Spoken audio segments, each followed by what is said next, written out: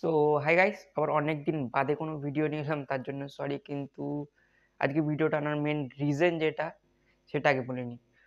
পুষ্পা 2 এর মা চৌহাটের ট্রেলার আবার এসছে, এবং আগে তো এসেছিল টিজার, এবার এসছে ট্রেলার। তো ট্রেলারটা কেমন হয়েছে তো আই থিঙ্ক সবাই দেখেও নিয়েছো। কিন্তু আমার কিরম মনে হলো সেটা নিয়ে বলতে এলাম। এবার জানি আমার কি মনে হলো না হলো সেটা তোমাদের কোনো ফারাক পড়বে না, কিন্তু কেমন লাগলো সেটাই বলবো।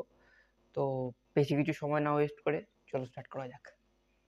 সো ট্রেলারটা তো 2 মিনিট 48 সেকেন্ডের, এবং এত বড় ট্রেলার লিটারেলি হয় না।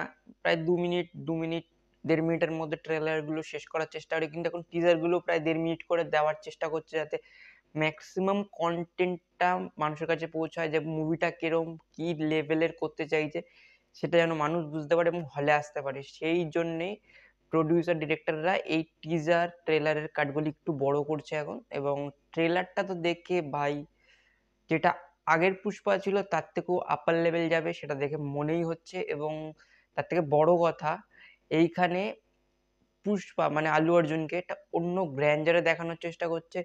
আগে তো ছিল চন্দন কাঠের একটা, মানে কি বলবো, বড় ডন টাইপের থাকবে।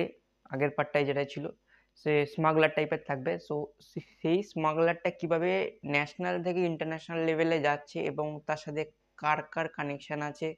এবং ফাহাদ ফাজিল এই মুভিতে মেন ভিলেন, যে আগে মুভিতেও ছিল, সে এই মুভিতে তার এবার কি কি কাজ করবে এবং কি কি কাজের জন্য আল্লু অর্জুনের প্রবলেম ক্রিয়েট হবে সেটা নিয়ে মুভি।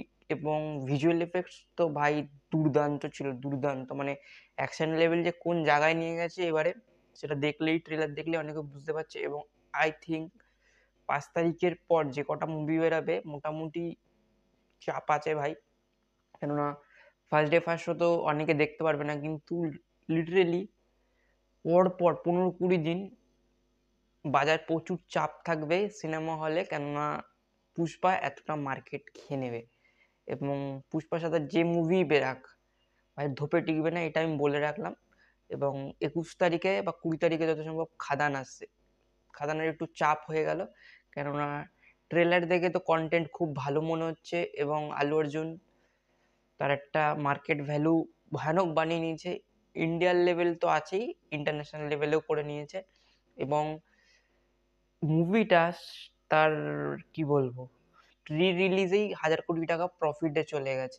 মুভিটার বাজেট যত সম্ভব শুনলাম 550 কি 450 কোটি টাকার মধ্যে। তো প্রায় 450 কোটি টাকার একটা প্রফিট দেখে নিয়েছে, এবং মুভিটা আই থিঙ্ক 1200 কোটি টাকার ওপরে তো বিজনেস করবেই। কেননা এমন একটা হিউজ ফার্স্ট ডে কালেকশন নিয়ে স্টার্ট করবে, এবং উইকেন্ডসটা পুরো পাবে, এবং উইকেন্ডসেই প্রায় 500-600 কোটি টাকাই কামিয়ে নেবে আমার মনে হচ্ছে যতটা। কেননা সেই লেভেলের একটা কালেকশন আসবে। এবং দেখা যাক কি হয়। এবং ট্রেলারটা তোমাদের কেমন লাগলো সেটা বলো। এবং বেশি খুঁটিনাটি বলবো না যে কি আসছে, বিজিএম কেমন লাগলো বা কিছু, কারণ অনেকে পছন্দ করে না। সো এই ছিল আমার আজকের অনেক দিন বাদে ফার্স্ট ভিডিও। কেমন লাগলো লাইক করো, কমেন্ট করো, শেয়ার করো। যদি ভালো লেগে থাকে, না লেগে থাকলে ডিসলাইকও করতে পারো, কোনো ইস্যু নেই। এবং কমেন্টে জানিও যে এতদিন বাদে ভিডিও করছি, সো কি কি ভুলগুলো আবার আসছে এবং কি কি ভুল ত্রুটিগুলো আবার শুধরাতে পারি। সো ততক্ষণের জন্য গুড বাই, জয় হিন্দ, বন্দে মাতরম।